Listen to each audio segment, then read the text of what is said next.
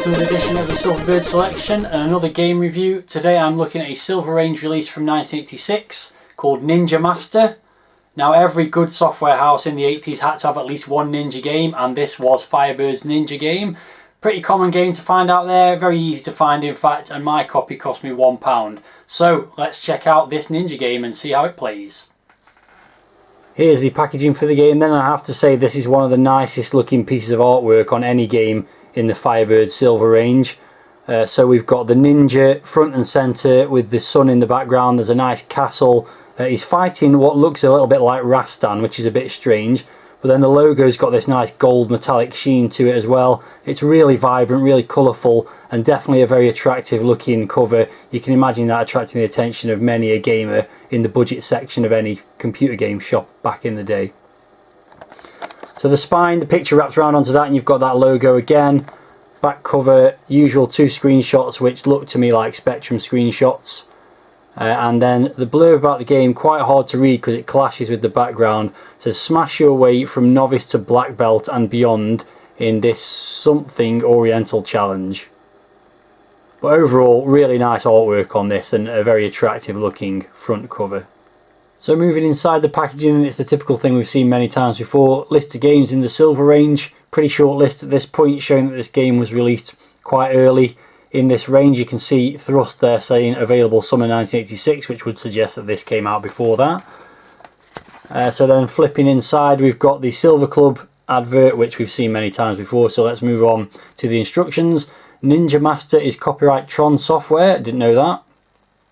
And it says for the game, in the ancient realms and provinces of the land of the rising sun lived a breed of warriors feared by all and who feared no one. These were the ninja, in capital letters. To rise in the ranks of the ninja was the ultimate challenge in human endeavour. Now is your chance to face this challenge. And it goes on to say the annual games have come around and this is your opportunity to impress the elders. 4 tests have been devised for you to show your skills. It goes on to tell you more about that, but we'll get onto that when the game loads. Some loading instructions, and then you've got playing the game. It can be played using the keyboard or joystick, typical sort of thing there. 4 tests you have to pass are as follows. Defend yourself against arrows fired from you off the screen. Qualify in this test is the second one. You must achieve enough power by alternatively striking the left and right keys to break the log with a karate chop. That sounds like joystick waggling. This is probably the hardest test to complete, number 3. You're using your trusty ninja sword, defend yourself against the deadly shuriken stars. And finally, the final test has to be completed. Armed with a blowpipe, you must shoot down the canisters thrown from the right of the screen. The game will end when you fail to attain the given qualifying score in an event. Good luck. So, it sounds like basically Hyper Sports, but with ninjas. Not quite what I was expecting from that front cover, but there we go. Let's take a look at it when the game loads. Here's the loading screen for the game then. It's not amazing, is it? It's got a nice big Firebird logo on the front and it does say Ninja Master at the top. Otherwise it's just a sort of silhouette of a ninja and some kind of oriental symbol. The grey background is a bit unremarkable. Certainly compared to the artwork on the inlay, it's pretty poor in comparison.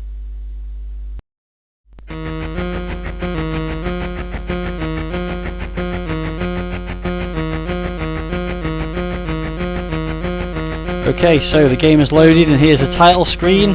Not very impressive looking. I don't see many title screens that use the sort of default blue colour that you get on the screen when you switch the Commodore 64 on as the background. So not very pretty. It's just some basic text at the top there and a few options. So you've got the option to play with keyboard or joystick by pressing 2. We'll just play with the joystick. And a Hall of Fame, which presumably is empty at the moment, pretty much just a load of thousands. How do we get back to the menu after that? And then it's just press 1 to start the game. Some music in the background as well, which is not particularly great. Pretty basic SID tune, nothing to write home about really. And you can see at the bottom there, copyright 1986 of the Men in Black. So the company name within the inlay said Tron, and the one here says the Men in Black. 2 movie names, which, well, in the case of Men in Black, did not even exist at the point that this was made. So not really sure what's going on there, but interesting fact, I suppose. So without further ado, let's get on and play the game. Okay, so the first thing you have to do, like a typical sort of Hyper Sports style game, is put your initials in. So I'll do that. I won't be putting my initials there, I'll just put my name. And we get a nice sort of chopping a piece of wood sound effect for each letter that you type in. quite like that. There we go, he's broken the board now.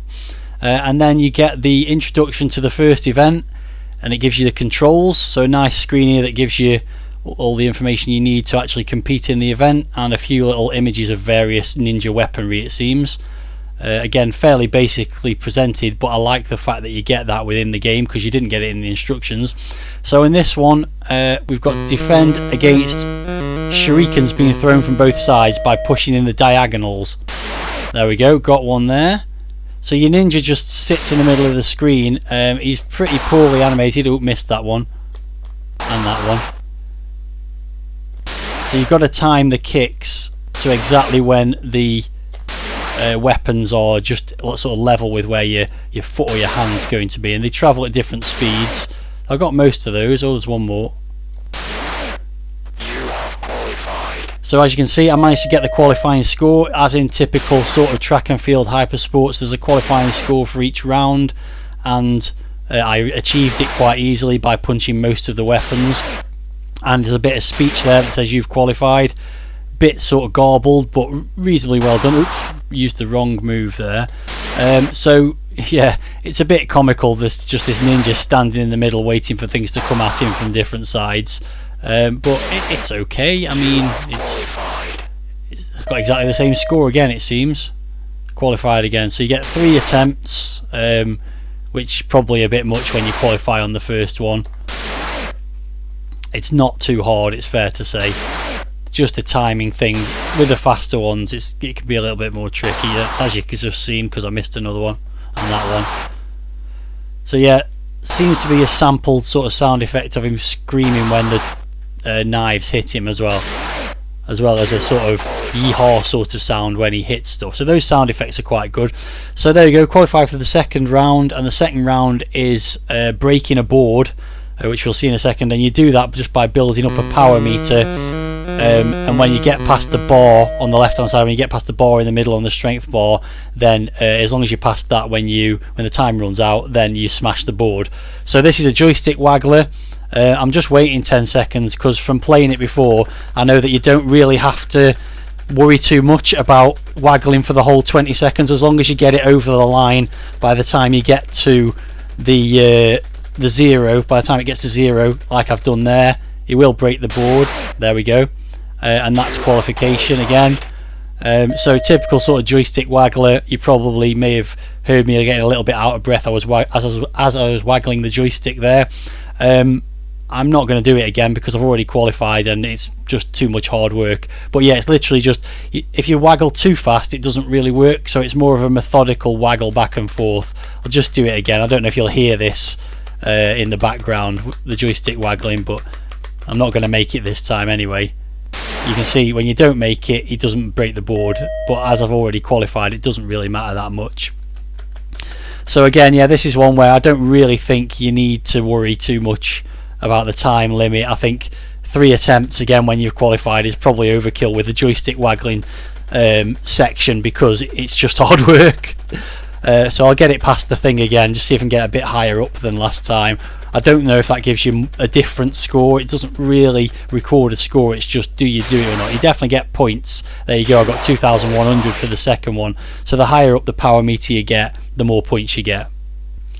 Okay, so we're now on to event 3, which is very similar to the first one. You're now using a sword to fend off shurikens. 3 different moves here, up, right, down, right, and just to the right. So you're just facing one direction here for them to come at you. What's a bit strange here is, why the hell am I in Egypt for this event? Not a typical place that you'd find a ninja in ninja times. This one's a little bit harder when they come at you quite fast, but what you do find is nearly all of them come at you. Yeah, I didn't get the qualifying score that time. Oh dear. Nearly all of the shurikens come at you at the top level.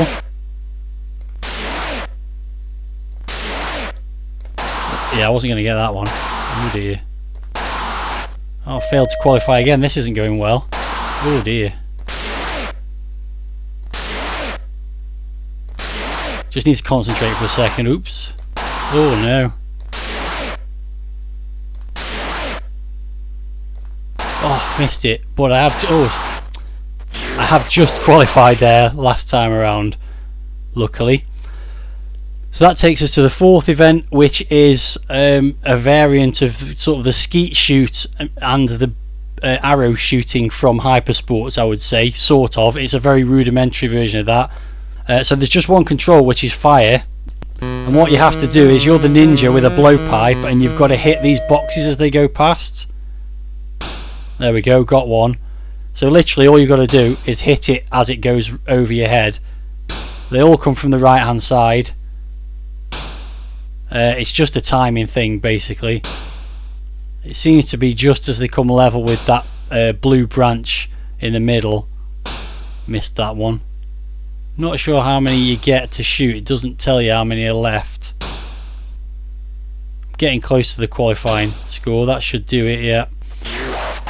Just in time I've qualified. So again, you get 3 goes here, and again, you probably don't need the 3 attempts particularly. Once you've qualified, one attempt is probably enough really. As soon as you've qualified, you shouldn't need the others. But you do, I mean, that's pretty typical of these kind of games. You do get multiple attempts on most events in track and field and hypersports and things like that as well. So I guess it's just copying that sort of idea. So I've done enough to qualify anyway. Graphically the game is pretty primitive. There's not a lot of animation. The backgrounds are okay. The sort of Japanese symbols down the sides of the playing area are okay as well, and you've got all the information at the bottom of the screen, the sort of qualifying scores, your current score, your grade, and the records, which again is just a copy of sort of hypersports style games. But yeah, the main sort of player graphics are pretty poor. No movement in this one at all. Just these objects going across and a little sort of puff noise or puff sort of graphic thing, dust cloud thing as you blow through the blowpipe. So there we go. I've managed to complete the first round of events. I've graded to yellow belt. Nice little congratulations screen, which goes on for way too long and you can't skip it.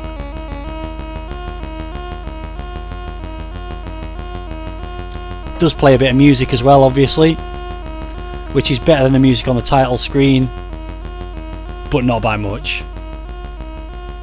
So then we just go back and play the whole thing again. So let's see how we get on. I'm not going to show you all the video for this. As soon as I've qualified, I'll skip forward to the next event and just see how far we get. So it's just more of the same with a higher qualifying score, exactly as you'd get in those hypersports style games. That wasn't a good start. So it's fairly basic gameplay, it's fair to say, and the graphics are not amazing. They're better than the Spectrum ones, I would say. A bit more colourful, a bit more definition on the Ninja, but yeah, they're really not amazing by any means. Oh, there we go, qualified at least, so we've got through that quite quickly. So I comfortably qualified for this second round of the joystick waggling. Shouldn't be too much to see here. The qualifying score does go up, I think, but or maybe it doesn't. I think you just have to break the board and that's all, and the time limit stays the same, so you've still got 20 seconds to do it. So this is really quite easy, although I'm struggling to get a waggle going here actually. Yeah, I'm not going to make it this time. I'm just going to give up and wait for the second round. Yeah, struggled to get into the rhythm that time around, but yeah, literally I think all you have to do is break the board to qualify. So just wait a few seconds, wait till sort of the 12-second mark, and then start to build up the strength. Hopefully I'll get it right this time.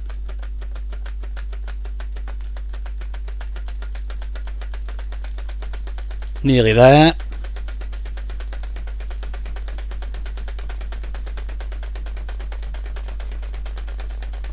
There we go.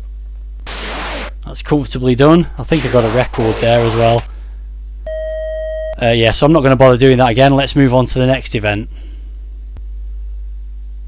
So on to event number 3 at the yellow grade, and this was the one I struggled with a little bit last time around. Let's see how I get on this time. This is the hitting the shurikens in Egypt with the sword. A very pink sphinx there. Yeah, I really struggle with the fast ones on this. Oops, wrong. Oh dear, no, straight in the face. Shrieking's in the face. Ouch. I'll just give up and try again. Oh dear.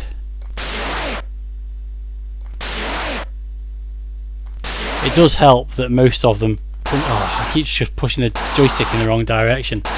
Oh no. Making a right mess of this. This could be it. Because the qualifying score is higher as well. Last chance.